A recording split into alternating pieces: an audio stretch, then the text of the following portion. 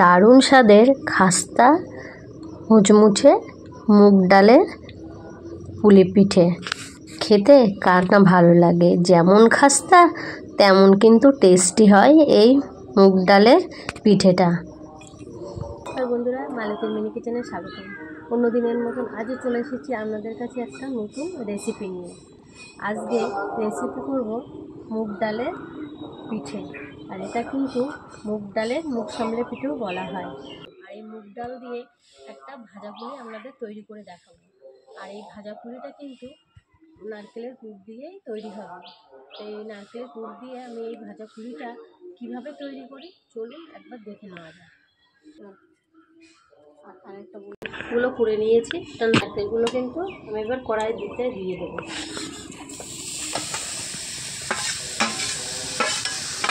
গুড়ের গুড় নিয়েছি, এই গুড়টাকে আমি দিয়ে দেবো।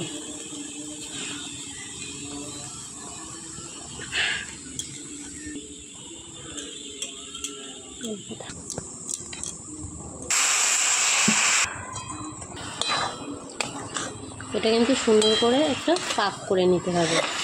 পাকটা নারকেলের পুরটা তৈরি করার সময় কিন্তু আমি সামান্য একটু কড়াইতে জল দিয়ে দিয়েছিলাম, না হলে কিন্তু নারকেলের পুরটা পুড়ে যেতে পারে। আর দেখুন এখানে কিন্তু নারকেলের পুরটাও আমার রেডি হয়ে গেছে। এবার দিয়ে দেব কড়াইতে সামান্য পরিমাণে জল। ডালটা সেদ্ধ হতে যতটুকু জলের প্রয়োজন। এখানে আমি 200 গ্রাম মতন মুগ ডাল নিয়েছি। মুগ ডালটা ধুয়ে কিন্তু সেদ্ধ বসিয়ে দিলাম। কিছুক্ষণ পর দেখুন আমার ডালটাও সুন্দরভাবে সেদ্ধ হয়ে গেছে। আর এই সেদ্ধ করার সময় জল কিন্তু একদম থাকলে এর ভিতরে চলবে না। এরকম শুকনো অবস্থায় কিন্তু এই এক বাটি আমি চালের গুঁড়ো মিশিয়ে দিলাম। দিয়ে কিন্তু সুন্দর করে একটু নাড়াচাড়া করে নেব।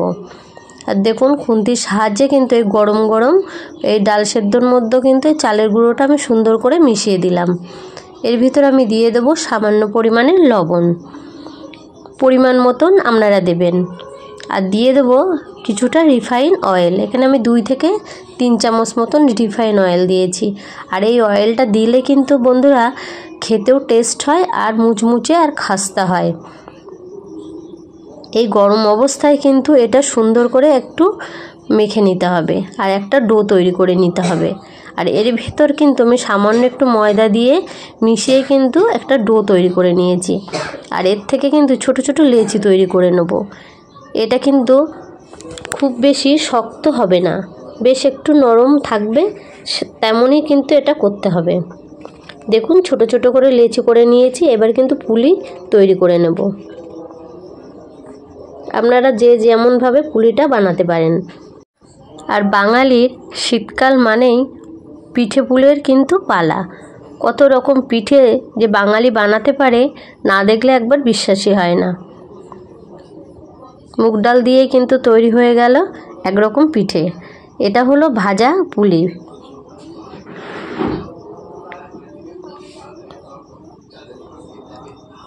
আর হ্যাঁ বন্ধুরা, আমার এই রেসিপিটা যদি আপনাদের একটু ভালো লেগে থাকে প্লিজ লাইক কমেন্ট শেয়ার ও সাবস্ক্রাইব করতে ভুলবেন না।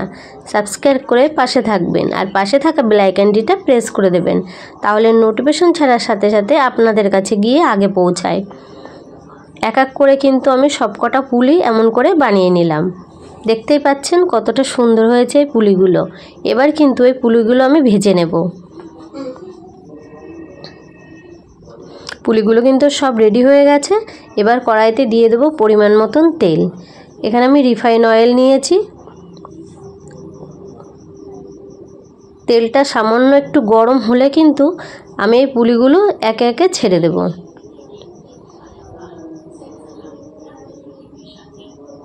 খুব বেশি গরম তেলে এগুলো দেওয়া যাবে না, তাহলে কিন্তু দেওয়ার সাথে সাথে পুলিগুলো পুড়ে যেতে পারে। খুব অল্প আঁচে কিন্তু এগুলো ভাজতে হবে।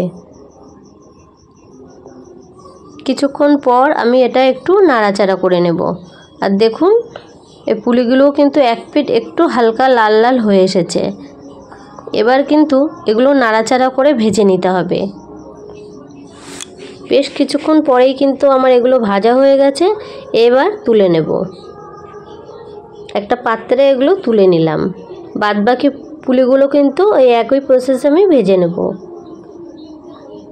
আপনাদেরও যদি এমন রেসিপি ভালো লেগে থাকে তাহলে আপনারা এরকমভাবে বানিয়ে খেয়ে দেখতে পারেন।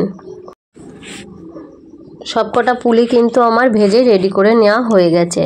আর দেখুন বেশ লাল লাল হয়েছে, আর অনেকটাই কিন্তু খাস্তা আর মুচমুচে হয়েছে। একটা ভেঙে আপনাদের দেখিয়ে দিচ্ছি, দেখতেই পেলেন কতটা মুচমুচে আর খাস্তা হয়েছে। আপনারাও বাড়িতে এমনভাবে মুগ ডালের পিঠে বাড়িতে বানিয়ে নিন। সবাই ভালো থাকবেন।